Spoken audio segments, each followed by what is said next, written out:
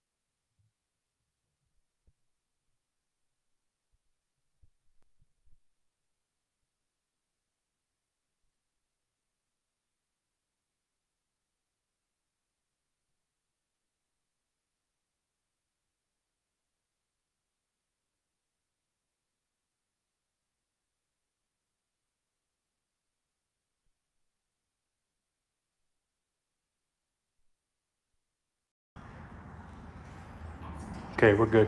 we're good. Okay. Well, pardon that interruption, folks. I don't know how it's going to come out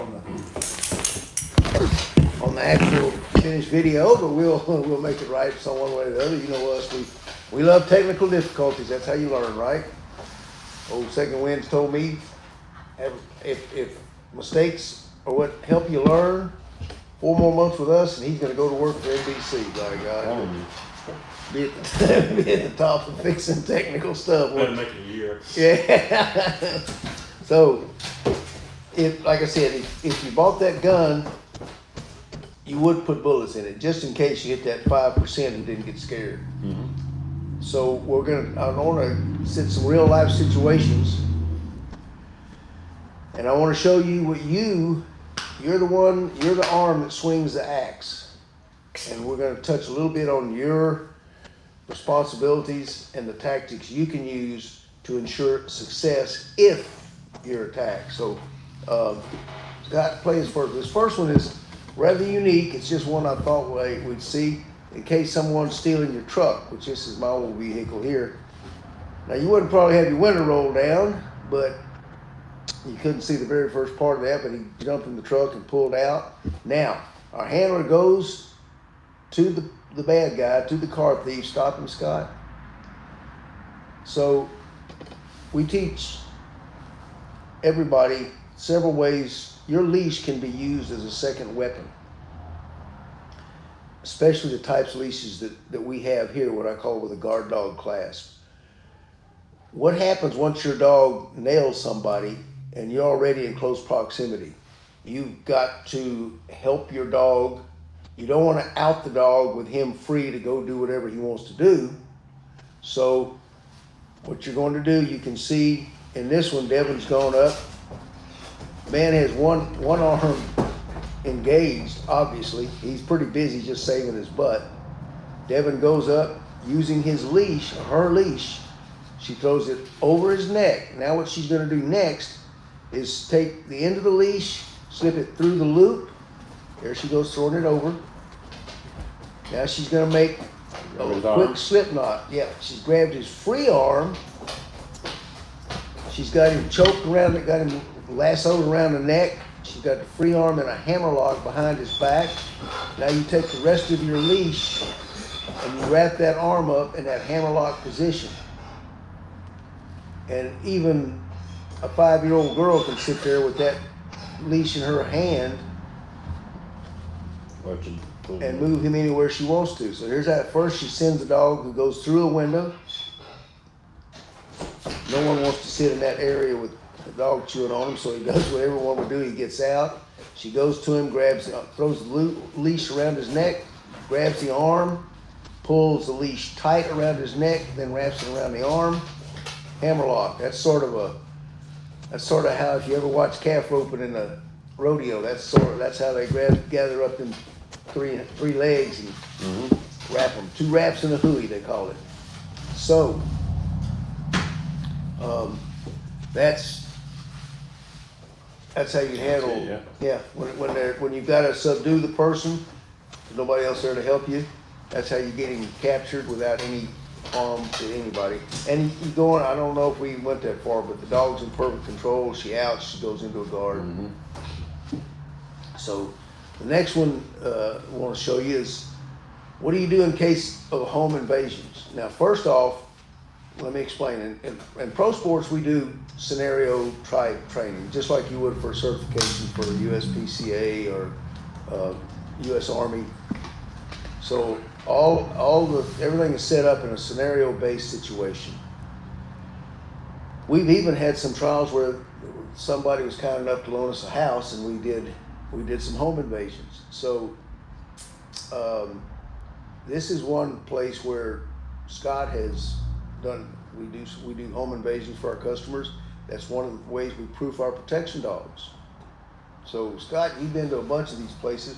What's the number one reaction to most of the dogs when you're going up there knocking on their door for the first time? I'm not knocking. I'm opening the door up. 60% of the dogs will actually stop and look back at their owner, believe it or not, to make sure it's okay to bite. And they go get him, and then the dog comes out and he goes through the whole scenario. Seen a couple that just ran away, didn't know what to do, and there's a couple more, not 15%. They're coming. It didn't matter who was where doing what, because they're in the house, and we call ahead, we set up, and they're doing everyday things. There's nothing special. They're all sitting on the couch waiting. It's like you're just mom's washing dishes, kids playing Nintendo or whatever, and it's normal. There's no difference, no change in the atmosphere of the house. The dog can tell, right? And come in and see what happens. So, and I know about 95% of the second, they'll go back and do it again. not the same day, but later on. Right. To prove the dog again. And 95% of dogs, you do it a second time, they're going. They're not even thinking that, asking, because, you know, you told people come over your house, you're like, no, don't do that, it's okay. You know, if your dad or mom come over, your sister just walk in the door, you know, the dog, you know, sometimes the dog can come up and you'll tell, no, it's okay. And the dog gets feeling the people in the house.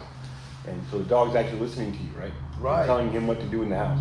Yeah. It's how to protect the house, right? Mm-hmm. But it's not a full, it's habit, it's like when you're training, right? Right. And you Condition response. Yeah, so. Yeah. So, and for this one is a dog who's done to a couple. He's been worked in this case, and show him what happens when you have a dog who knows what to do. Okay. This, for those of you familiar with the modern comedy, this is over at Mr. Chad Prather's house, and this was his dog Willie. They break in the front door, and Willie was upstairs, and boom. Play again. She enters the door. Jade opens the door, and they're on her, and Willie is on him. And in real life, having been in some similar situations when you have more than one assailant, now you notice that one guy behind him, I can guarantee you that in real life, if your dog nails one of the members of the gang, the rest of the members of the gang, they're like wild boars. You're on your own, Jack. Bye-bye, baby sister. Yeah, I had him come to my house for my first Doberman, and did the same thing. He was improved. They come in, there's two of them. So the first one came in with his suit on. The second guy had a tug and a camera, followed behind. Well, Titan went up and took out the first decoy. Just took him out at the door. We were in the house and they just broke the door in. He took him out, dropped him, and he looked up and jumped. The guy in the camera didn't have a chance to close the door. He jumped up and got the tug and about pulled him to the ground too. And he got away, but yeah, they were scooting fast because once they hit, you're right, what the person runs going to use. Oh shoot, no way on me. That's right. So, But yeah. and one of these days we'll do some stories. I did several crack houses over the years where they were kind of ruining the property. And we got to do a lot of this sort of stuff. You got this, me or him. Well, if you want to show him, Get there he this is. and get this and yeah. Hey, that's big boy there. Scott's wife joined us here. How you doing? You got him there. Huh? You got him there. Yeah. Get down. Yeah, show himself. Movie star. Movie star, yeah. So, and again, in this home invasion situation, you get if your dog someone kicks in your door, and these are some violent, dangerous people who pull this sort of a stunt. You have about, let's say, 6 to 10 seconds when they initially kick in the door that things are still chaos and the whole rhythm is shifting. You're backing up, they're looking around to see if you're armed, if you're bigger than they are, all sorts of things. If you have your dog pre-trained, the minute someone kicks in your door and you sick your dog on them immediately, you're taking all the wind out of their sails. They don't have time to analyze the situation. Exactly. It's coming. They're not coming into it. It's coming at them. Yep. It's coming at them. So their game. They had a plan to get in there. Right. We're gonna get in here. We're gonna do this, that. Then all of a sudden you turn that X factor in there. The game's changed Completely.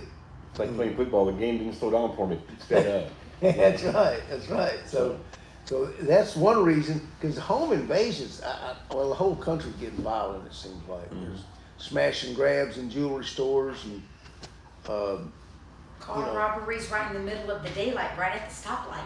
yeah, carjackings. We're going to carjackings in a minute here too, but, yeah, there's just, so much of it. if your dog is set up and properly trained, and you understand tactically what you can do to A, help your dog get into control of the situation, and B, keep everything tamped down after your dog has resolved the initial attack, you're gonna be way ahead of the game. Way, way, way ahead of the game. Scott and his boyfriend and girlfriend are over here again.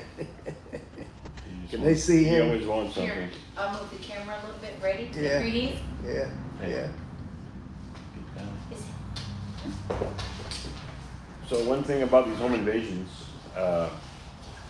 once your dog has done it, the UPS truck pulls up or Prime pulls up, the dog's gonna know. Some dogs will win with it. There's a whole different attitude. So I got a walkway coming in my house, and you open up to the kitchen's about 30 feet.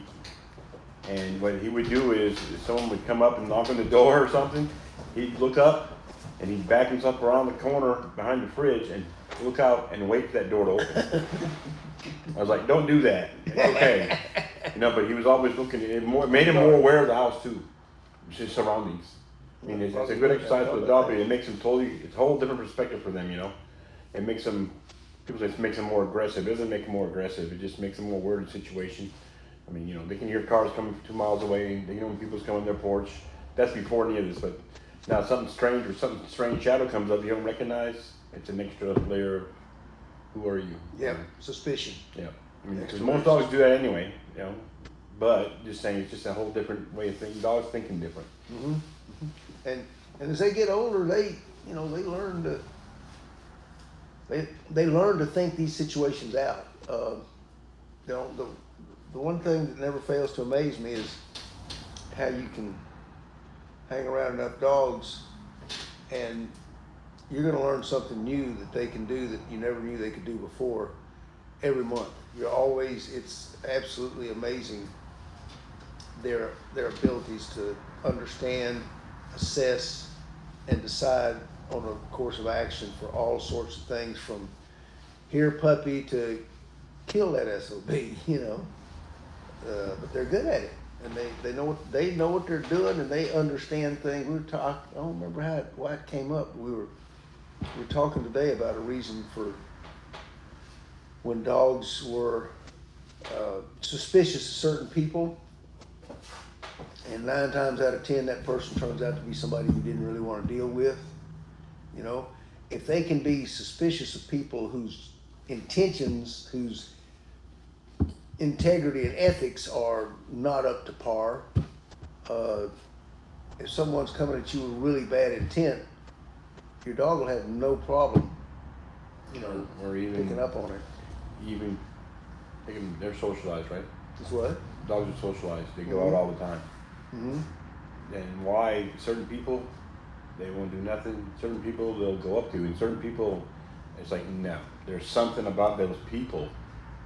It's just a feeling they get, and it's not all. Oh, it's not the guy wearing the cowboy hat and the blue jeans and the spurs on. No, it could be a woman. I've seen them do to. It's just people. They're not categorizing or picking a certain thing. Right. Because my dogs have never been. They're not rescue dogs. They're socialized. Mm-hmm. And you know, I know everything about the dog. I always thought it was like they can pick up an energy. So What now? An energy. yeah, Like Did vibrations. they pick up on And it? people might think we're crazy talking about this, but And really, I mean, it sounds kind of hokey, but I No, mean, there's can, something a they- bad vibe, you know. they can feel. Well, dogs can tell. You know, well, put it this way: if someone has low sugar diabetes, there are dogs out there. If your sugar gets low, a dog will warn the person that their sugar's low. Right? right. So they can do that. How do they know that? I know it could be a scent or whatever that change the pheromones or whatever. Little Yeah. hormone. But But- they also have, PTSD dogs for a lot of soldiers that can, Pick sense up when on they're coming nerves. with anxieties or whatever, and they can Yeah. sense that also. Good So, point. So I mean, we could sit and theorize all night, but it happens. I'm sure some of you people out there have had you too, where Mm-hmm. it's like, what are you Butch, doing? remember you said there's a university that did an MRI on the dog's brains? Yep. And the brain lights up the same way as humans. Yep. Right, Like right, Certain right. things. Right. hypothalamus area and where the senses are. In the Right. Parts of the same parts of the brain, in the medulla oblongata. That light up. How you right? spell that, Scott? Yeah. Yeah. So anyway, let's not talk about Scott. Let's talk about So what happens if someone comes up with a gun or something and jack your car? Jacks your car. Well, Carjacking. there's so many different ways for them to carjack you, Yeah. and there's so many different ways to respond. Yep. So we're going to go through 2 or 3 of them. One of the ways that I don't think many people are aware of, this was a biggie, especially at Christmas time. At Christmas time in El Paso, what they like to do is go to the mall, pick out the car that they want to take home, and then they just wait 1 or 2 cars over, and when hopefully the lady of the car, owner of the car, comes out shopping with bags and everything in her arms, as she pulls out her key to unlock the car door, or she hits her fob and they hear the whoop whoop, they know that the car's been opened. If they do that, they'll step out from the next car over and they'll just open the door and jump in. If they don't hear it go, so remember that one little thing. When you're walking around and you see your car 20 feet away, don't unlock the door. Too much time to give them. Yes, tip number 1, especially, and again, holidays are a biggie because if they're lucky, they get a car and a bunch of Christmas presents they can pass out to all the kids in their family, right? So, but they will, a lot of them, what they'll do, that's their way of getting their car. They wait for someone to be walking up. If you're putting the key in the door, they'll walk up from behind you, stick a gun in your ribs, say, "Give me your keys." What do? Give them the keys. You give them the keys. But yeah, but You don't have one of those. yeah, Yeah. yeah. He asked the question, what do you do? And you do. You give them the keys. But there's Never seen that there's a happen. more effective way to give them the key if you happen to have had a dog with you that didn't There we scare go. them. And I'll go over what you do if the dog's already in the car. So on this little video, Scott. So she's walking back to the car. This guy comes up and he decides, I like that Suburban. So he tells her to go back, and what does she do? She doesn't hand him the keys. She drops them on the ground, which puts him in a vulnerable position. Now she sends her dog, Takes the gun away. because the gun hand is going to be facing you, and that's going to be the best target for the dog. And you see it. You can see this lady Lane is pretty sharp. She's got him wrapped up in no time at all. She'd make a heck of a calf roser. She's got him hammerlocked, got him on his knees. If he pulls and fights with his arm in that hammerlock, he's going to choke himself. So he has almost no choice but to submit. Now he's pointing at her, and he drops to get them keys, and she turns him loose. Watch how quick she throws it over his neck. She slips the end of the leash through the handle, pulls it back, grabs the other arm, wraps it, 2 wraps in a hooey. And this gentleman is now contained. Yep. So, the majority of your carjackings are going to be with you pull up to a stop sign, red light or something like that, and someone comes up, points a gun at you, jerks open the door and says, "Get out." That's the more common way it's practiced. If you're like me and your dog travels with you everywhere you go, what do? Well, someone tells me to get out, I'm getting out. As you step out of that car, this person is going to turn and keep the gun pointed on you to make sure you don't come at him again as he's stepping into your car. That's the time, as he goes to step in the car, you say, "Sick 'em." And if little Fido, who's always wondering what's going on, what's this fool doing, he's immediately concerned about you because you just got out of the car without him. This person is a total stranger getting into his territory, And all he needs is that one little, he may not even need a little bit of urgency. Unknown caller. The only downside is you still have that gun hand pointed at you. But he ain't aiming squat, let me tell you. Now, he's liable to swing it back and try and shoot the dog, but if you sent that dog on that man when you're no more than 2 steps away, if he turns away from you to shoot the dog, you can get him. If he doesn't turn away from you and keeps the gun on you to get the dog off of me, get the dog off of me, the dog is in control. If he yells, get the dog off me, get the dog off me, all you do is you say, I'll get him, I'll get him, I'll get him. You run up to the rear of the man, you first grab that arm, pull it back, I'll get the dog, I'll get the dog. And if you still, I always wear my leash on me. Now you just leash him up, call 911. If you're in an area that's got, you know, if you're in a, I always drive a pickup, and well now we got club cabs, but your dog is, most people's dogs are going to be in a club cab in the back seat or in a car in the back seat, especially if you have bucket seats. This can be even more to your advantage. Now, the dogs have to come up, over, and then go after the person. Maybe this guy is already sticking his head in the car as the dog is coming across. All the better to bite you, baby. So, the other thing you can do is simply deter the person. You can say, you know, don't get in here, I got an attack dog. You can have your dog clawing at the window. Now here's one, I said, I don't know how to tell this. And me and shaking my head saying, yeah. So, you know, in my heart, I love everybody. I just do. I think the world's a big kind of better place, you know, if you love everybody. So